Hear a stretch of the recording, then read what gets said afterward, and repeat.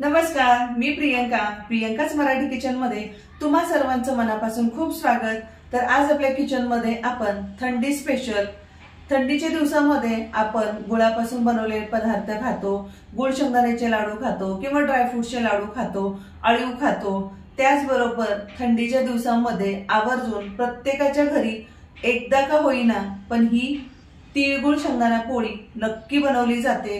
बनवण्याची पद्धत अगदी थोडीफार बदल असू शकते, पण प्रत्येकाच्या घरी ही पोळी हमखास बनवली जाते। पण आज आपण ही पोळी एक वेगळ्या पद्धतीने बनवणार आहोत। कणिक मळण्यापासून ते सारण बनवण्यापर्यंत आपण यामध्ये अगदी छोट्या छोट्या अशा महत्त्वाच्या टिप्स सांगितलेल्या आहेत। त्यामुळे अगदी 10 ते 12 दिवस खुसखुशीत टिकणारी आपण आज तिळगुळ शेंगदाणा पोळी कशी बनवायची ते बघणार आहोत। आणि आजची ही रेसिपी तुम्हाला आवडल्यास एक लाईक नक्की करा। चॅनलला नवीन असाल तर सबस्क्राइब करायला विसरू नका। चला तर मग पटकन ही तिळगुळ शेंगदाणा पोळी कशी बनवायची ते बघूया।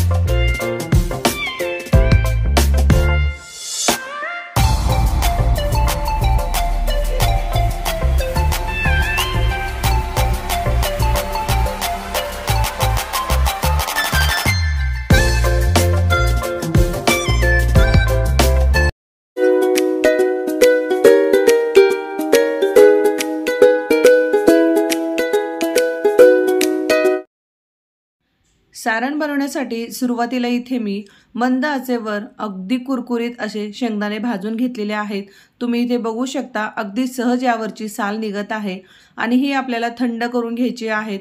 शेंगदाणे तुम्ही जर फास्ट गॅस करून पटकन भाजून घेतले तर ती शेंगदाण्याची पोळी खूप जास्त दिवस व्यवस्थित राहत नाही, त्यामध्ये कुबट असा वास येतो कच्चे शेंगदाणे असल्यामुळे। त्यामुळे मंद आचेवर शेंगदाणे कुरकुरीत होईपर्यंत भाजून घ्यायचा आहे।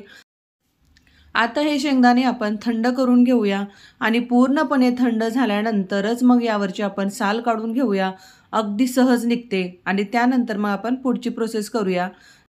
सारण बनवण्यासाठी लागलेले जिन्नसचे डिटेल्स योग्य असं प्रमाण मी डिस्क्रिप्शन बॉक्समध्ये दिलेलं आहे, तुम्ही तिथे जाऊन चेक करू शकता। त्यानंतर इथे माझ्याकडे गावरान तीळ आहेत, ते सुद्धा आपल्याला मंद आचेवर त्याच कढईमध्ये भाजून घ्यायचं आहे।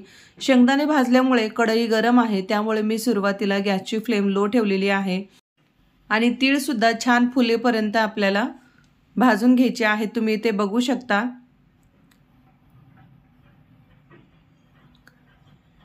तर इथे जवळपास 1-3 मिनिटे झालेली आहेत।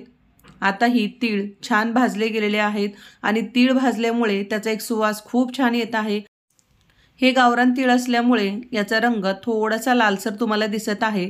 तुम्ही मार्केटमध्ये अगदी पांढरे शुभ्र तीळ मिळतात, ते सुद्धा घेऊ शकता।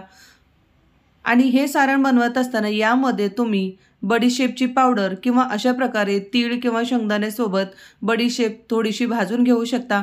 आता गॅस बंद आहे आणि कढई सुद्धा गरम आहे, तीळ गरम आहे, त्यामध्येच आपण आता ही 1 चमचा बडीशेप घातलेली आहे आणि नंतर यामध्ये आपण थोडीशी जायफळ पूड सुद्धा घालणार आहोत।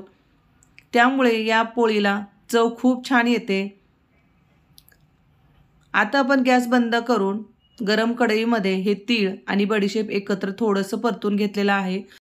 एक अर्धा मिनिटभर आपण हे तीळ आणि बडीशेप परत एकदा परतून घेतलेला आहे। त्यापेक्षा जास्त वेळ आपल्याला परतून घ्यायचं नाही, कारण कढई गरम आहे, तीळ सुद्धा गरम आहेत आणि बडीशेप भाजण्यासाठी खूप जास्त वेळ लागत नाही। तुम्ही इथे डायरेक्ट पावडर सुद्धा वापरू शकता, पण इथे माझ्याकडे पावडर नसल्यामुळे मी अख्खी बडीशेप तीळ सोबत भाजून घेत आहे। आता आपण प्लेटमध्ये हे सर्व काढून घेऊया। शेंगदाणे सुद्धा थंड झालेले आहेत आणि अशा प्रकारे मी हे चोळून घेतलेले आहेत। तर आता आपण इथे एक डिश घेऊया आणि या डिशमध्ये आपण तळण्यासाठी वापरले जाणारी अशी झारी घेऊ शकता आणि त्यामध्ये व्हिडिओ दाखवल्याप्रमाणे शेंगदाणे टाकून त्याची साल आपल्याला वेगळी करून घ्यायची आहे। अगदी कमी वेळामध्ये पटकन याची साल वेगळी होते आणि कचरासुद्धा खूप जास्त होत नाही। तर आता आपण सर्व शेंगदाण्याची साल वेगळी करून घेऊया। तर अशा प्रकारे मी इथे साल काढून घेतलेली आहे आणि जितकं शक्य होईल तितके शेंगदाण्यावरची मी साल काढून घेतलेली आहे। पूर्णपणे नाही निघाली तरी चालेल, काही हरकत नाही। आता शेंगदाण्याची साल काढून झाली। आता आपण पुढची प्रोसेस करूया। तर मिक्सरच्या भांड्यामध्ये आधी मी शेंगदाणे वाटून घेणार आहे।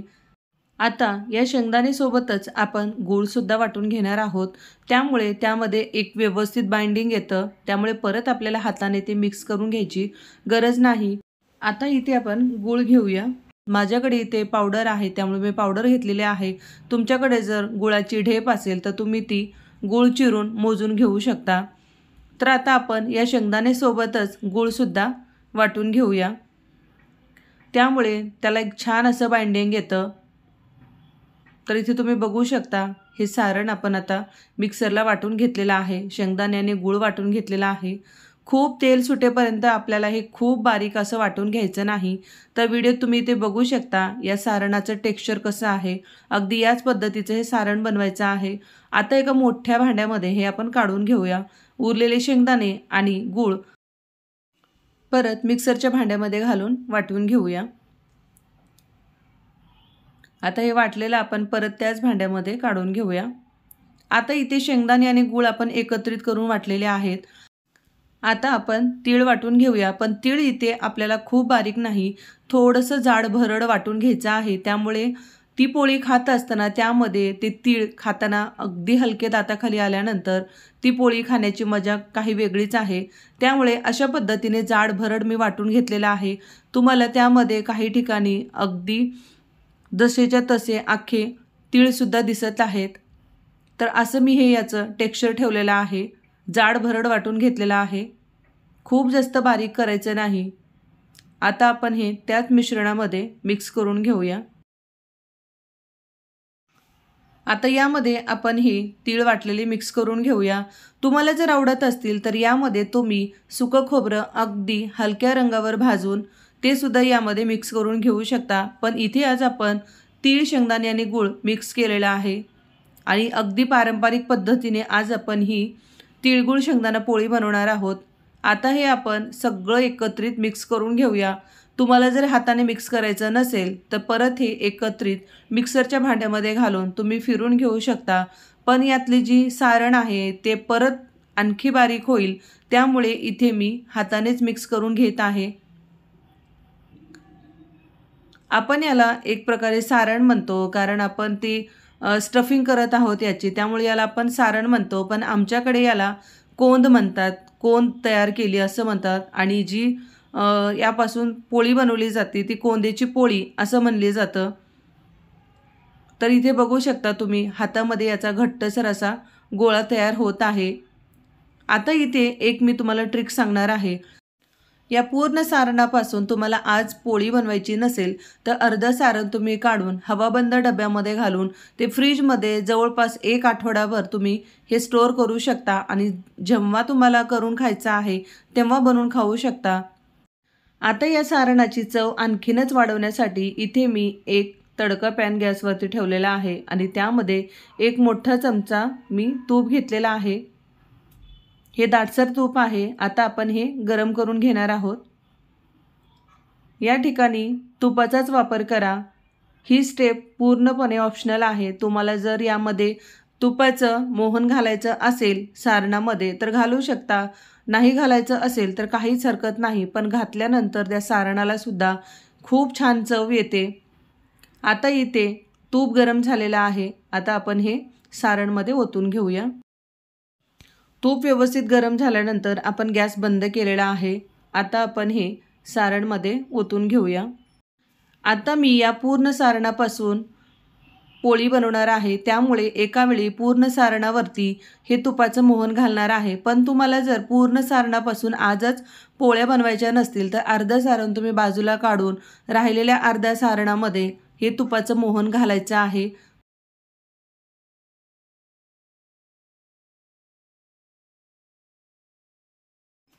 आता हे सुरुवातीला आपण एका चमच्याने व्यवस्थित मिक्स करून घेऊया आणि थोडंसं थंड झाल्यानंतर मग हाताने आपण हे व्यवस्थित मिक्स करून घेऊया। तुम्ही इथे बघू शकता आता हे सारण खूप कोरडं आहे, पण याला एक छान बाइंडिंग येण्यासाठी आपण एक ट्रिक्स वापरणार आहोत, पण ती आत्ताच करायची नाही, कारण आपण ज्यावेळेस पोळ्या बनवायला घेऊ त्याच वेळेस ती आपल्याला ट्रिक फॉलो करायची आहे। त्यावेळेस त्या टिप्सचा आपल्याला वापर करायचा आहे। आता सारण तयार झालं, आपण कणिक मळायला घेऊया। तर इथे मी एक मोठं भांडं घेतलेलं आहे। त्या मोठ्या भांड्यामध्ये इथे मी 2 ग्लास गव्हाचं पीठ घेतलेलं आहे आणि त्यासाठी आपल्याला 4 मोठे चमचे बेसन पीठ घ्यायचं आहे। इथे मी बेसन पीठ न भाजताच घेतलेलं आहे। तुम्हाला खूप जास्त खुसखुशीत अशी पोळी पाहिजे असेल तर तुम्ही अगदी हलक्या रंगावर एक अर्धा मिनिटभर बेसन पीठ भाजून यामध्ये ॲड करू शकता। आता हे आपण एकत्रित व्यवस्थित मिक्स करून घेऊया आणि यामध्ये चवीनुसार मीठ घालायचं आहे आणि एक 2 मोठे चमचे मी कडकडीत तेलाचं मोहन घातलेलं आहे।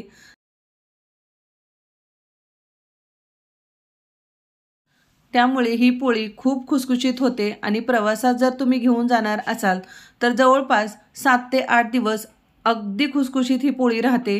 आता यामध्ये आपण हे मोहन घातल्यानंतर चमचाने व्यवस्थित मिक्स करून घेऊया। आता यामध्ये मोहन घातलेला आहे आणि हे थोडंसं थंड झालेलं आहे, त्यामुळे हाताने आपण हे पिठाला व्यवस्थित चोळून घेऊया।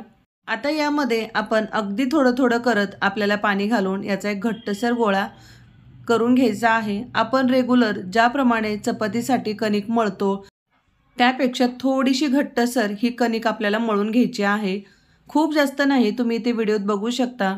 तर अशा प्रकारे आपण कणिक मळून घेतलेली आहे। एक 10 मिनिट आपण ही कणिक भिजायला ठेवूया। पीठ छान भिजलं गेलं की त्यापासून पोळी आपल्याला हवी तितकी पातळ ती लाटून घेता येऊ शकते। त्यामुळे कणिक आपल्याला एक 10 मिनिटं भिजायला ठेवायची आहे। त्यानंतर आता आपली सारण बघून घेऊया। तर इथे तुम्हाला बघायला सारण हे खूप कोरडं वाटत आहे, पण यामध्ये आपण आता एक जुनी पद्धत वापरणार आहोत की त्यामुळे या सारणाला एक छान बाइंडिंग येईल आणि आपण त्यापासून बनवलेली पोळी खात असताना सारणसुद्धा खाली सांडलं जाणार नाही। तर आता इथे आपण तुम्हाला मी ते दाखवते। तर फक्त 1 चमचा मी पाणी घेतलेलं आहे, साधं पाणी घेतलेलं आहे, कोमट गरम किंवा थंड असं काही घेतलेलं नाही। फक्त 1 चमचा पाणी घालून आता आपण हे सारणामध्ये व्यवस्थित मिक्स करून घेऊया। अगदी हलक्या हाताने आपल्याला हे मिक्स करायचं आहे, मळून घ्यायचं नाही। तुम्ही व्हिडिओत बघू शकता अगदी मी हलक्या हाताने पाणी यामध्ये मिक्स करून घेत आहे। परत यामध्ये मला थोडंसं पाणी लागणार आहे। परत मी यामध्ये 2 चमचे पाणी घातलेलं आहे। फक्त 3 चमचे पाणी घालून सारण ओलवून घेतलेलं आहे। आपण दिवाळीसाठी करंजी बनवत असताना सुद्धा सारण ओलवून घेतल्यामुळे त्यात सारण अगदी व्यवस्थित बसतं। तीच पद्धत आपण आज इथे वापरलेली आहे आणि ही नवीन नाही, तर सुरुवातीपासून माझ्या घरी माझी आई आजी बनवत असताना याच पद्धतीने यामधलं सारण ओलवून घेतात आणि त्यानंतर त्यापासून पोळ्या बनवतात। त्यामुळे त्याला एक छान बाइंडिंग येतं आणि आपण पोळी खात असताना त्यातलं सारण बाहेर गळत नाही। तर इथे मी एक छोटा पिठाचा गोळा घेतलेला आहे, तुम्ही बघू शकता खूप छोटा घेतलेला आहे। खूप कमी पीठ घ्यायचं आहे आणि सारण जास्त घालायचं आहे, तेव्हाच ती तिळगुळ शेंगदाणा पोळी वाटते। तर आता आपण हे कोरड्या पिठामध्ये थोडंसं घोळवून घेऊया आणि त्यानंतर आपल्याला अगदी पुरणपोळी बनवत असताना ज्याप्रमाणे आपण पारी बनवतो त्याचप्रमाणे याची एक पारी बनवून घ्यायची आहे। पण पारी बनवत असताना ती खोलगट बनवायची आहे, त्यामुळे त्यामध्ये सारण घालत असताना खूप सोपं जातं। तुम्ही पहिल्यांदा बनवत असाल तर ती पारी अशा प्रकारे खोलगट बनवायची। तुम्ही ते व्हिडिओत बघू शकता अगदी वाटी बनवल्यासारखी याची पारी बनवून घ्यायची, त्यामुळे यामध्ये सारण खूप जास्त बसतं। तर आता आपली ही पारी बनवून झालेली आहे आणि मी सुरुवातीला एक पोळीसुद्धा बनवून घेतलेली आहे। पण इथे आता मी तुम्हाला पारी आणि त्यात सारण कसं भरायचं हे दाखवत आहे। व्हिडिओ दाखवल्याप्रमाणे वाटीप्रमाणे जर तुम्ही पारी बनवली तर सारण खूप जास्त बसतं आणि त्याचा अशा प्रकारे गोळा बनवत असताना सुद्धा अडचण येत नाही। तर आता आपण हा गोळा अगदी थोडंसं पीठ लावून लाटून घेऊया। तुम्ही इथे बघू शकता। पण ही पोळी लाटत असताना आपल्याला दोन्ही बाजूने लाटून घ्यायची आहे, नाहीतर काय होतं एका बाजूने ते तिळगुळ शेंगदाणा पोळी वाटते आणि दुसऱ्या बाजूने ती चपातीसारखी वाटते पुरणपोळी असेल किंवा तिळगुळ शेंगदाणा पोळी असेल, ही दोन्ही बाजूने लाटून घ्यायची। गॅसवर तवा गरम झालेला आहे। गॅसची फ्लेम मी सुरुवातीला हाय केली होती। तवा तापल्यानंतर मी गॅसची फ्लेम मीडियम केलेली आहे, कारण ही गोड पोळी आहे आणि ही लवकर करपते, त्यामुळे आपल्याला मीडियम फ्लेमवरती ही पोळी शेकून घ्यायची आहे। तर सुरुवातीला वरच्या बाजूने इथे मी तेल लावून घेत आहे। तेलाऐवजी तुम्ही तूपसुद्धा लावू शकता, पण प्रवासात घेऊन जाणार असाल तर या ठिकाणी तुपाऐवजी तेलाचाच वापर करा। तर अशा प्रकारे आपण यावरती तेल लावून घेत आहोत। गॅसची फ्लेम मी मीडियमच ठेवलेली आहे। तुम्ही इथे बघू शकता अगदी काठोकाठ ही शेंगदाणा पोळी फुगत आहे। थंडीच्या दिवसामध्ये पौष्टिक अशी खुसखुशीत तिळगुळ शेंगदाणा पोळी आज आपण बनवलेली आहे। एक बाजू व्यवस्थित शेकल्यानंतर दुसऱ्या बाजूने परत शेकून आपल्याला ती काढून घ्यायची आहे। परत खूप जास्त वेळेस उलटपालट करून घ्यायची नाही, त्यामुळे ती वातट होते। ही पोळी तुम्ही दुधासोबत खाऊ शकता किंवा गरम गरम यावरती तूप घालून सुद्धा खाऊ शकता। दोन्ही पद्धतीने छान लागते आणि आपण या सारणमध्ये तूप घातल्यामुळे सारणसुद्धा खूप छान लागते। आजची ही तिळगुळ शेंगदाणा पोळी बनवण्यासाठी लागलेले जिन्नस, त्याचे योग्य प्रमाण मी डिस्क्रिप्शन बॉक्समध्ये दिलेलं आहे, तुम्ही तिथे जाऊन ते चेक करू शकता। रेसिपी आवडल्यास एक लाईक नक्की करा। परत भेटूया अशाच एका नवीन रेसिपीसोबत। तोपर्यंत धन्यवाद।